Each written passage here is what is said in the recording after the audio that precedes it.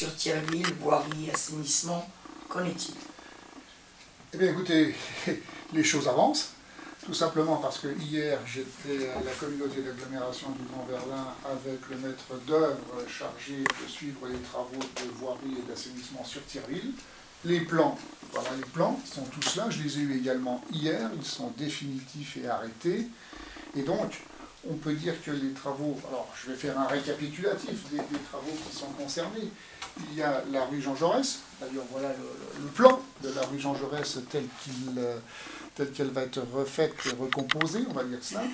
Il y a la rue des Dormeaux qui va être reprise, il y a la rue du 150e mairie, la rue des Cheminots, et puis la rue du 15e RCA.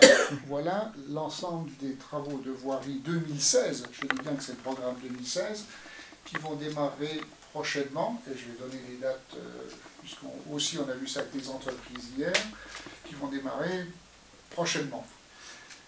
En premier lieu, vont démarrer les travaux d'assainissement, puisque deux endroits sont concernés par l'assainissement, le bas de la rue de la Libération, où il y a toujours ces problèmes d'eau lorsqu'il y a de fortes précipitations, et puis le secteur cheminot 150e rue vers la Benavère, on va pour situer, où là il y a aussi des travaux d'assainissement de prévus afin que tout cela, toute l'eau soit mieux régulée et qu'il y ait bien sûr moins de problèmes chez les habitants.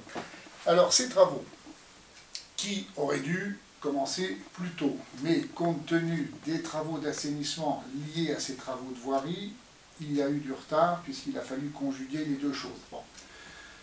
Ensuite de cela, il a fallu que le maître d'œuvre, désigné par la CAGV, communauté d'agglomération, valide tous les plans et les projets de voirie, avec bien sûr tout ce qui est lié au respect de la réglementation en matière de voirie, de stationnement, etc. etc.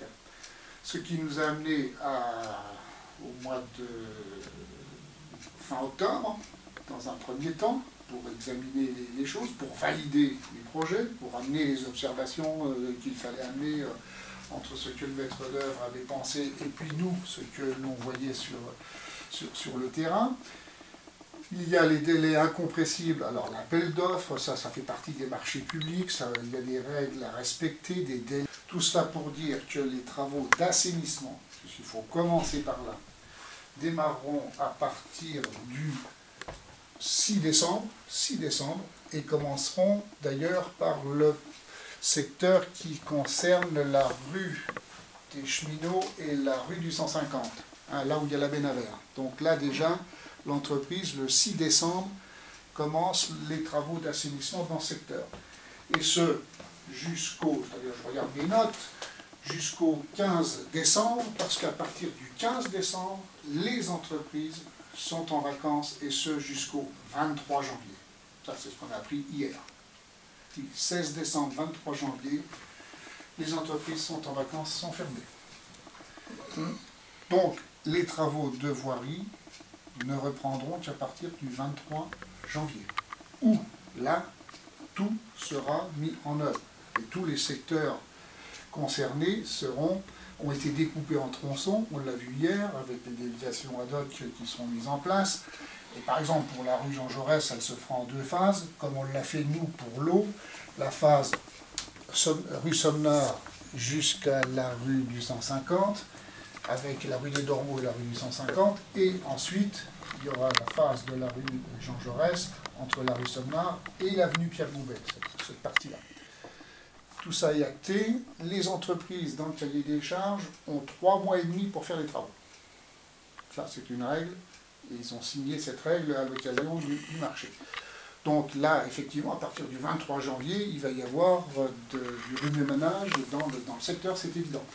Alors, l'entreprise et les entreprises, puisqu'il y en a deux, c'est parce qu'elles ont, comment dirais-je, formé un groupement, c'est l'entreprise Berthold et Eurovia, on peut le dire aujourd'hui, qui se chargeront de l'ensemble de ces travaux. Et les entreprises veilleront à ce que les riverains continueront à accéder chez eux, et en même temps permettre aux bus, tant du Conseil général que les bus urbains, puissent accéder là où il faut accéder, et en même temps que le ramassage des ordures ménagères puisse se faire. Bon, là, pour le ramassage des ordures ménagères, il a été convenu que les personnes devront déposer à un endroit, puisque lorsqu'il y aura, par exemple, dans une rue, tout sera décaissé, ça sera difficile pour le camion d'ordures ménagères de pouvoir passer, donc l'entreprise se chargera de faire savoir aux riverains, le moment venu, ce qu'il faut faire. Et puis, si des riverains, et je le dis parce que ça peut être intéressant pour les riverains, veulent faire des travaux chez eux, dans leur propriété, en macadam ou autre, qu'ils prennent contact avec l'entreprise pour que l'entreprise effectue des devis, afin qu'en même temps que la voirie, l'entreprise puisse faire ces petits bouts de macadam, par exemple, si quelqu'un veut faire du macadam dans sa cour ou dans une allée. Voilà. Donc tout cela est maintenant bien programmé, et il faut attendre le mois de janvier que les vacances se terminent. Avec, malheureusement, si c'était le cas, un peu de retard dû à la météo. Là, on ne maîtrise rien non plus. Voilà, mais enfin bon.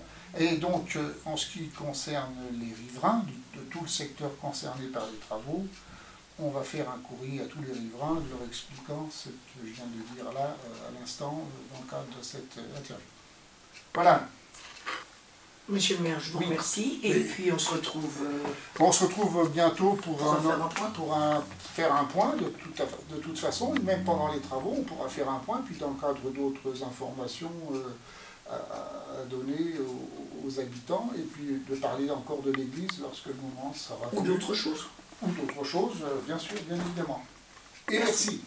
Merci, monsieur le maire.